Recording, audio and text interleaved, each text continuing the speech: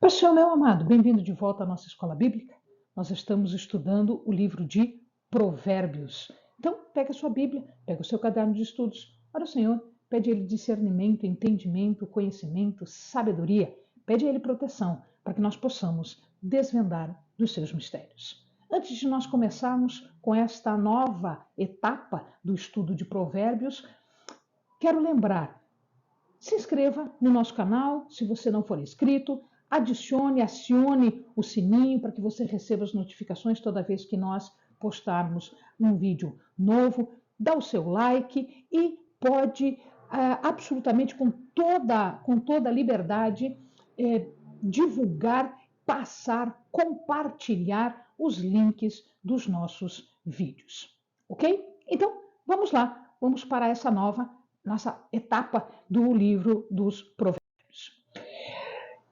Nós tínhamos visto até agora alguns ditos e alguns provérbios. Do capítulo 22 a 17 até o 24, 34, nós temos uma coletânea de sábios. Estes sábios, não necessariamente Salomão, mas sábios que escreveram e que foram compilados, isto é, foram juntados neste novo conjunto aqui. Então, nós temos uma breve introdução com alguns versos, e daí nós temos 3 coletâneas de provérbios. As duas primeiras, a primeira e a segunda coletânea, contém 30 declarações dos sábios. E aí, no final, mais uma parte de alguns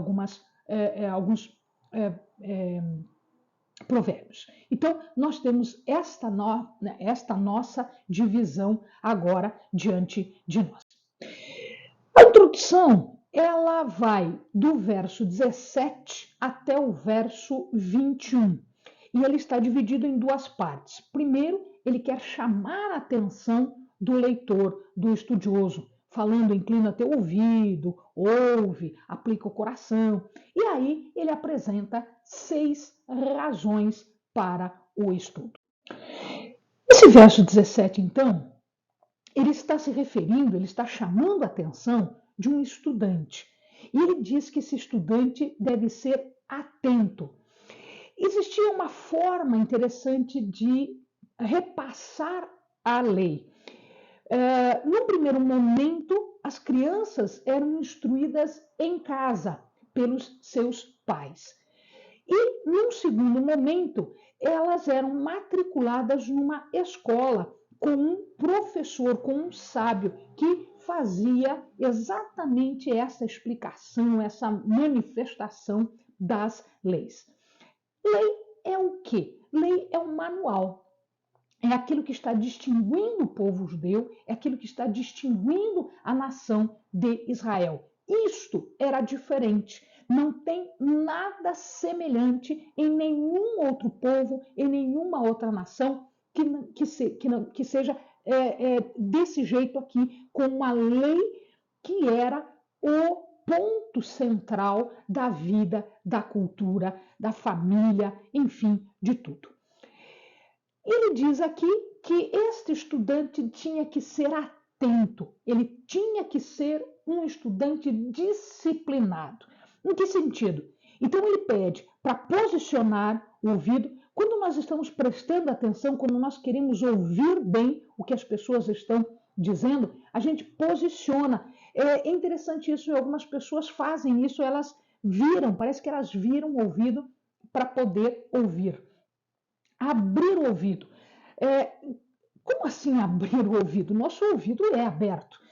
Mas abrir o ouvido não é só escutar, é aceitar o que está sendo dito. Então, abrir o ouvido no sentido de que, eu não sei se vocês já viram, os amados já viram criança quando está fazendo alguma coisa que a gente chama atenção, às vezes elas dizem lá, lá, lá, lá, lá, lá, lá, lá, não estou escutando nada.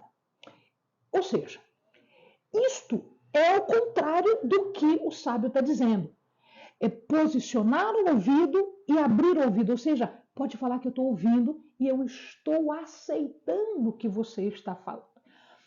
Depois de aceitar isso, esta palavra, esse ensino, ele é direcionado ao coração, que é onde ele vai ser entesourado, onde ele vai ser guardado, onde ele vai ser observado e de onde nós tiramos todo o conhecimento, toda a sabedoria para o nosso dia a dia. Em seguida, ele começa a falar, a partir do 18, ele começa a falar as razões pelas quais deve-se estudar, deve-se ir atrás da sabedoria. E ele fala para a gente que existem 6 razões. Então veja lá, para a minha vida e para a tua vida. Primeiro, é agradável memorizar, é agradável compreender, é agradável praticar.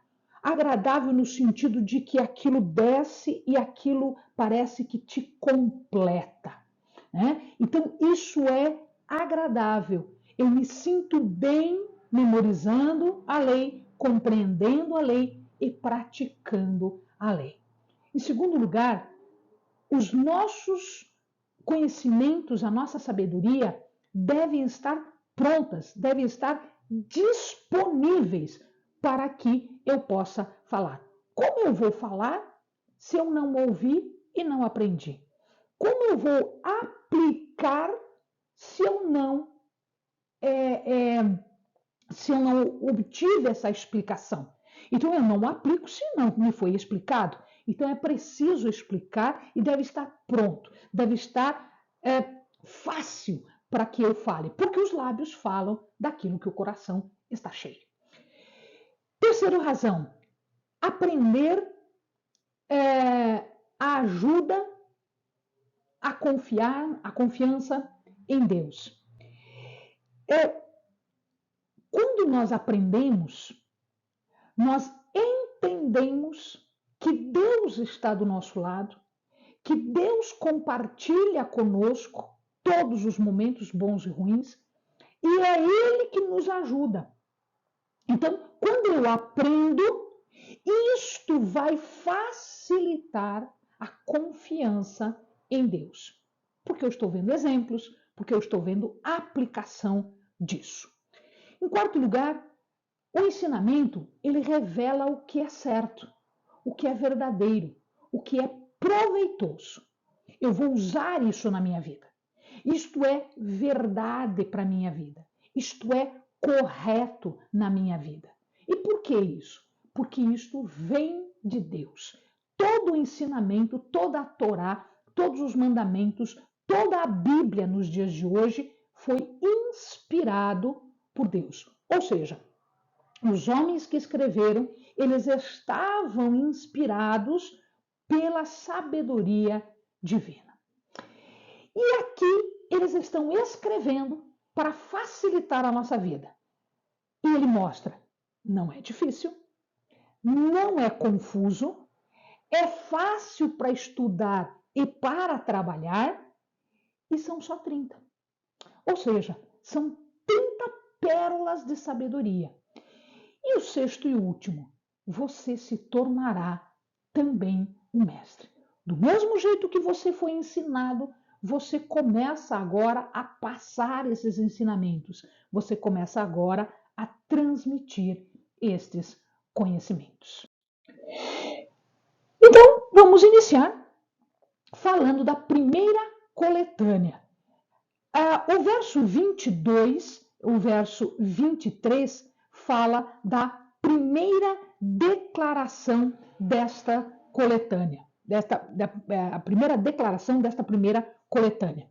Não explore os pobres por serem pobres, nem oprima os necessitados no tribunal, pois o Senhor será o advogado deles e despojará da vida os que os despojarem.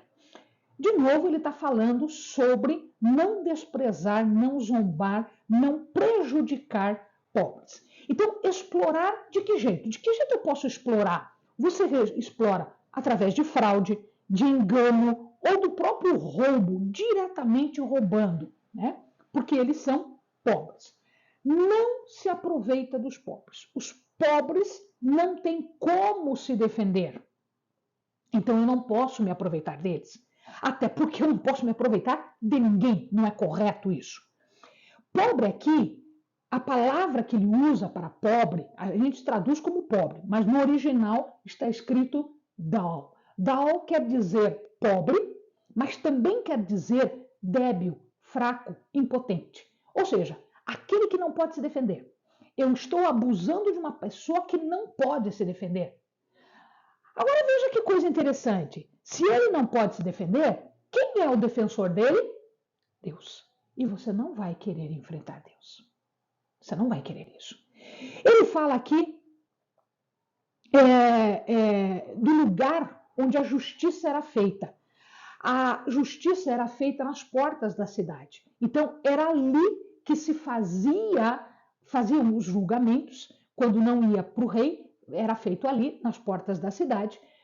E também se fazia o comércio, os negócios. Então, você não pode, seja na justiça, seja no dia a dia, não interessa de que forma, não explore, não faça mal a quem não pode se defender. Porque se ele não pode se defender, quem vai defendê-lo será Deus. E você não vai querer enfrentar essa briga. A segunda declaração está no 24, 25. Não se associe com quem vive de mau humor, nem ande em companhia de quem facilmente se ira. Do contrário, você acabará imitando essa conduta e cairá numa armadilha mortal.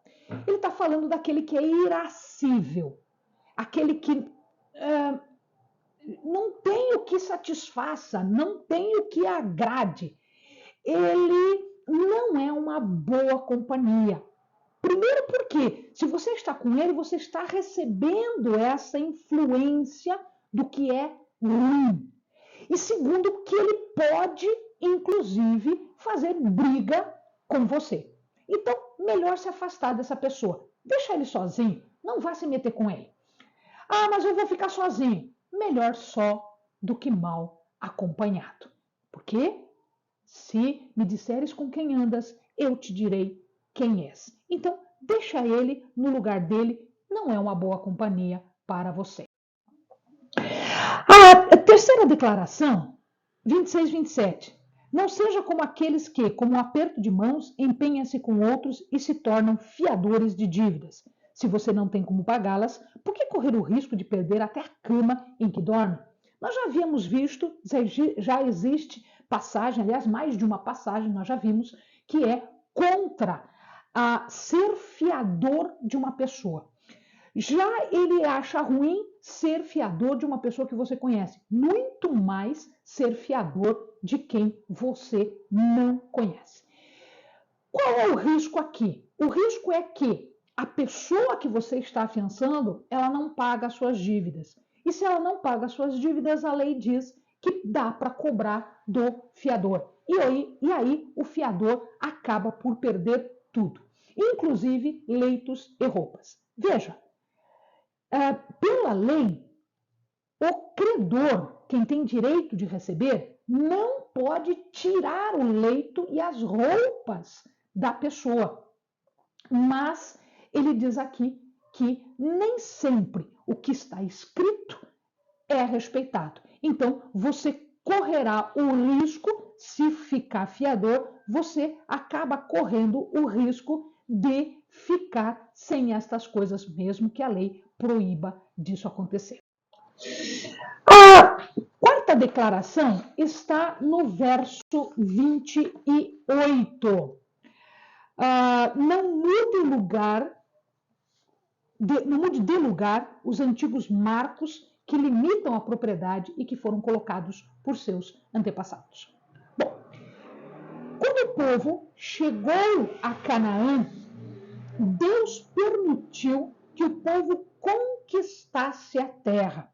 E como ele permitiu que o povo conquistasse a terra, ele fez uma divisão. Ele lançou sortes, ele pediu para que as pessoas lançassem sortes, e aí, de acordo com o resultado deste sorteio, as pessoas acabavam recebendo o seu pedaço de terra. Assim as tribos, assim as famílias. Então, cada um tem o seu lugar. E isto foi dado por Deus. Então, existem regras, inclusive o Decálogo fala disso, o Decálogo, os 10 mandamentos, fala disso, de que não pode-se mover as pedras. Pedras eram os marcos que determinavam até onde a tua terra ia e a tua terra não ia. Então, eram feitos com pedaços, com pedras, tá? E vira e mexe, dava-se uma arrumadinha e botava no lugar de novo. Isso está escrito em Deuteronômio, Jó presta atenção nisso e menciona isso, Provérbios menciona isso, Oséias menciona isso. Ou seja, os marcos eram importantes. Eles diziam os limites da propriedade e os limites da propriedade tinham sido estabelecidos por Deus. Então, se você faz qualquer alteração, você está furtando. Isto é um pecado, isto é um crime, é um furto e, portanto, viola, inclusive, o 8º mandamento. No verso 29, nós temos a 5ª declaração. Você já observou um homem habilidoso no seu trabalho? Será promovido ao serviço real e não trabalhará para a gente obscura. Significa dizer que se a pessoa é diligente, se a pessoa é cuidadosa, se a pessoa se prepara, vai atrás da sua formação, ele acaba sendo dotado de habilidades. Deus também dá àquele que o teme habilidades especiais. Nós vemos isso na história, nós vemos isso, por exemplo, José no Egito, Neemias, Daniel, ou seja, estas pessoas eram dotadas de habilidades. Elas eram tementes a Deus e Deus lhes dava habilidades importantes. E estas pessoas eram chamadas por pessoas importantes, por reis, por faraós, por pessoas importantes para que eles trabalhassem lá e prestassem esse serviço. E todos eles, apesar dessa sua habilidade, eles nunca puxaram a glória para si. Eles sempre diziam que aquela habilidade havia sido dada por Deus. É a humildade de quem é temente a Deus. Amém, amados? Bons estudos.